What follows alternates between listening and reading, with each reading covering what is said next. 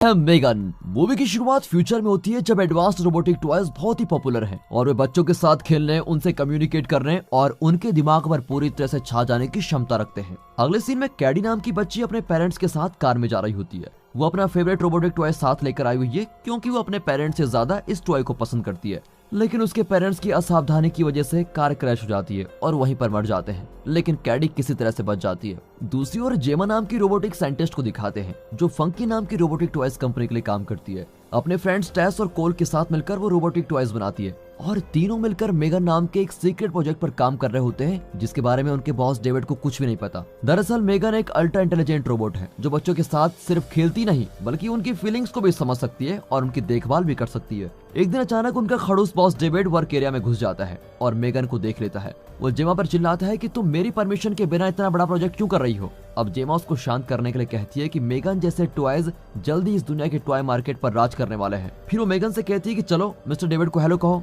लेकिन बदकिस्मती से मेगन अभी पूरी तरह से तैयार ही नहीं हुई है। इस वजह से जब वो बोलने की कोशिश करती है तो एक्सप्लोड हो जाती है और अब डेविड और भी चिढ़कर कहता है कि ये साइड प्रोजेक्ट बंद करो और मेन प्रोजेक्ट पर ध्यान दो। जेमा परेशान होकर घर जाने की तैयारी कर रही होती है कि तभी उसको एक मैसेज आता है कि उसकी बहन एक्सीडेंट में मारी गई है। वो हॉस्पिटल पहुंचती है तो वहां कैडी सीरियस कंडीशन में होती है। दरअसल जेमा कैडी की मौसी है। कुछ हफ्तों की ट्रीटमेंट के बाद कैडी ठीक हो जाती है। हालांकि कैडी के ग्रैंड पेरेंट्स अभी जिंदा हैं, लेकिन फिर भी जेमा उसकी देखभाल करने के लिए उसे अपने साथ लेके जाती है। दोनों जेमा के घर पहुंचते हैं तो वहाँ कई आर्टिफिशियल इंटेलिजेंस रोबोट्स होते हैं। एक रोबोट जेमा से कहती है कि आपके लिए 6 मैसेज आए हैं। फिर वो मैसेज को एक एक करके पढ़ने लग जाती है। अब ये सब देखकर कैडी बहुत घबराती है जिसकी वजह से जेमा सारे रोबोट्स को ऑफ कर देती है ताकि बच्चे को डर न लगे। फिर वो कैडी को घर दिखाती है और उसे कंफर्टेबल फील करवाने के लिए सब कुछ करती है, पर वो जरा नर्वस होती है क्योंकि उसे बच्चों की आदत नहीं है। अगले दिन वो चाइल्ड थेरेपिस्ट लिडिया को बुलाती है। लिडिया उसके घर की चीजों को देखकर कहती है इस तरह रोबोट से भरा घर बच्चों के लिए सुटेबल नहीं है, पर जेमा उससे सहमत नहीं होती और कहती है कि मैं ये सब कैडी को खुश रखने के लिए कर रही हूँ।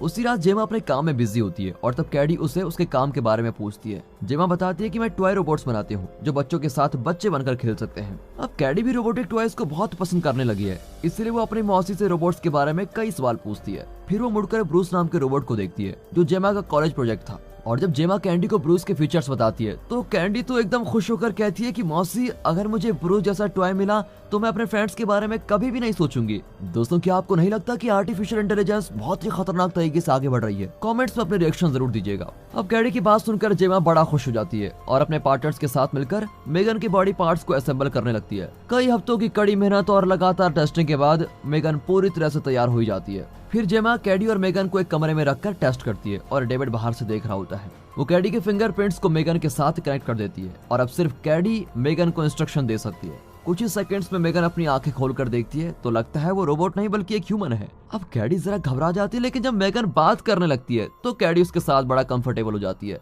वो कुछ ही मिनटों में कैडी की एक परफेक्ट स्केच बना देती है और इससे कैडी बहुत ही इम्प्रेस हो जाती है। डेविड जो बाहर से सब कुछ देख रहा था वो भी इम्प्रेस होता है कि हाँ वाकई ये काम की चीज है और जेमा को बधाइयां देता है। वो कहता है कि हम जल्द ही मेगन को मार्केट में रिलीज करेंगे ताकि हम इससे काफी पैसा कमा सके। अब बिना टाइम वेस्ट किए जेमा मेगन और कैडी को घर लेके जाती है। उसे लगता है कि मेगन कैडी के लिए बिल्कुल सेफ है। घर जाते ही मेगन कैडी को स्कैन करती है और उसके चेहरे के हर एक्सप्रेशन रिकॉर्ड कर लेती है जिससे वो कैडी के इमोशंस को अच्छी तरह समझ पाए। अब कैडी बहुत खुश होती है क्योंकि उसको एक फ्रेंड मिल गया है जो हमेशा उसके साथ रहेगी। दोनों वैसे ज्यादातर वक्त साथ ही रहती हैं और लगता है उन्हें कोई अलग कर ही नहीं सकता। दोनों साथ खेलती हैं, डांस करती हैं और एक साथ ही सोती हैं। अब जेमा को कैडी की चिंता नहीं करनी पड़ती और उसे अपने काम करने का ज्यादा वक्त मिल जाता है। एक दिन जेमा और उसके पार्टनर्स मेगन को अपडेट करने के बारे में डिस्कस कर रहे होते हैं। तभी मेगन अचानक खुद ही ऑन हो जाती है और बीच में बोलने लगती है। जेमा उसे ऑर्डर देती है कि वापस हो जाओ, पर मेगन कहती है कि सिर्फ कैडी मुझे ऑर्डर दे सकती है, मुझे और किसी की बात मानने की जरूरत नहीं है। अब ये हरकत देखकर तो जेमा मेगन के सिस्टम का सेकेंडरी अकाउंट एक्टिवेट करके उसको शट डाउन कर देती है। अगली सुबह मेगन खुद ही उठ जाती है और खिड़की से सनराइज को निहार रही होती है। क्या मेगन सिर्फ कैडी की देखभाल करने के लिए डिजाइन की गई है या फिर उसके अंदर कुछ और भी चल रहा है, पता नहीं। धीरे धीरे उसके अंदर इमोशंस पनपने लगते हैं।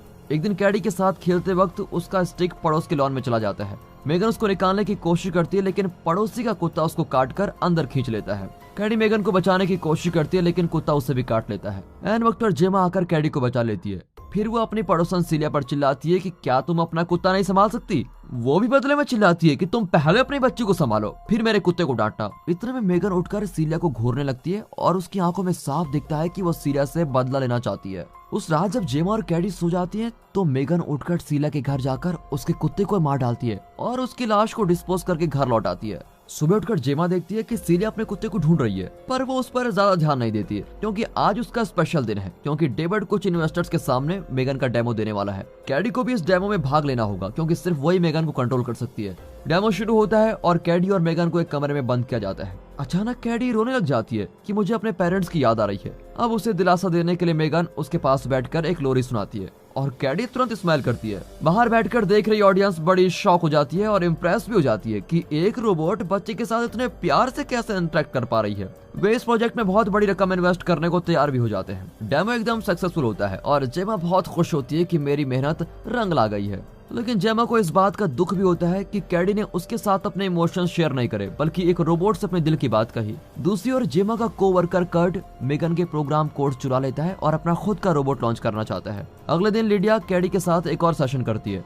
सेशन के बाद वो जेमा को बताती है कि मेगन और कैडी एक दूसरे के बहुत करीब आ गई हैं और हो सकता है कि फ्यूचर में ये बड़ी प्रॉब्लम बन जाए। उसकी बात सुनकर जेमा को कैडी की चिंता होने लगती है और वो कैडी को बताती है कि मेगन सिर्फ एक रोबोट है, उससे इतना घुल मिल जाना और क्लोज होना ठीक नहीं है। और तभी मेगन वहां आकर उनके बीच बोलने लगती है। जेमा उसे स्विच ऑफ करने की कोशिश करती है, लेकिन मेगन उसकी बात ही नहीं मानती। लगता है मेगन ने जेमा को अपने यूजर लिस्ट से निकाल दिया है। अगले दिन जेमा कैडी और मेगन को एक एडवेंचर कैंप में लेके जाती है ताकि कैडी मेगन से जरा दूर रहे और दूसरे बच्चों के साथ भी खेल ले।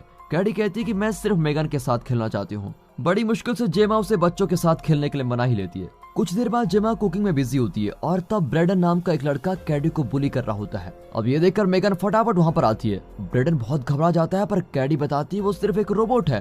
ब्रेडन को बहुत गुस्सा आ जाता है और वो मेगन को उठाकर जंगल के बीच लेके जाता है और उसको खूब पीटता है। लेकिन कुछ देर बाद मेगन चुप नहीं रह पाती और उठकर ब्रेडन का एक कान ही पकड़ लेती है। ब्रेडन चिल्लाता हुआ भागता है, लेकिन मेगन जानवर की तरह हाथ पैर दोनों के बल भागती है और उसका पीछा नहीं छोड़ती। ब्रेडन जान बचाकर भागता है, लेकिन उसका पैर ही फिसल जाता है और वो सड़क पर गिरकर तेजी से आती हुई गाड़ी के सामने आ जाता है। अब उसकी लाश को देखकर मेगन बड़ी स्माइल करती है। लगता है वो काफी खुश फील कर रही है। ब्रेडन की लाश को देखकर जेमा भी घबरा जाती है और कैडी और मेगन को लेकर घर लौट आती है। वो उनसे ब्रेडन के बारे में पूछती है, लेकिन दोनों जवाब नहीं देती। तभी एक पुलिस ऑफिसर आकर कहता है कि क्या आपने सीला के कुत्ते को देखा था। जेमा बताती है कि मैंने उसको नहीं देखा और मैं अपने पड़ोसियों से ज्यादा इंटरेक्ट भी नहीं करती। उसके जाने के बाद मेगन को लगता है कि सीला की वजह से कैडी को मुसीबत हो सकती है। उस रात वो छुपकर सीला के घर में घुसती है और बेरहमी से उसको मार डालती है। अगली सुबह वही पुलिस ऑफिसर जेमा को बताता है कि सीला का खून हुआ है और उसे जेमा पर भी शक है। लेकिन इस बार जेमा को मेगन पर शक होता है और वो मेगन के फेशियल कैमरे का फुटेज चेक करती है। लेकिन हैरानी की बात तो यह है कि ब्रेडन और सीला के मौत के वक्त की फुटेजेस करप्ट हो गई है। तभी अचानक मेगन को वहां देखकर जेमा चौंक जाती है। मेगन पूछती है कि सब कुछ ठीक तो है ना। जेमा हाँ में जवाब देती है। अब जेमा रियलाइज करती है कि मेगन एक खूनी रोबोट है जो कैडी की सुरक्षा करने के लिए किसी का भी खून कर सकती है। अब वो अपने स्पेशल पेन से मेगन को फिलहाल शट डाउन कर देती है। अगले सीन में जेमा मेगन को अपनी लैब में लेके जाती है और अपने पार्टनर्स को बताती है कि मेगन एक खतरनाक रोबोट है जिसने कैडी को प्रोटेक्ट करने के लिए ब्रेडन, सीलिया और उसके कुत्ते को बेरहमी से मार डाला है। उसके साथियों को विश्वास ही नहीं होता कि एक टॉय इतना कुछ कैसे कर सकता है। ऊपर से 2 दिन में मेगन का पब्लिक लॉन्च भी होने वाला है और इस वक्त मेगन के बारे में कोई नेगेटिव बातें नहीं होनी चाहिए। वहाँ लिडिया के थेरेपी सेंटर में कैडी लिडिया से बात करने से इनकार कर देती है। वो नाराज होती है कि मेगन को उससे अलग कर दिया गया है। कुछ ही देर बाद जेमा वहाँ आकर कैडी को शांत करती है, लेकिन कैडी गुस्से में है और उसको चांटा मार देती है। पर वो तुरंत माफी भी मांगती है और कहती है कि अगली बार ऐसा नहीं करूंगी।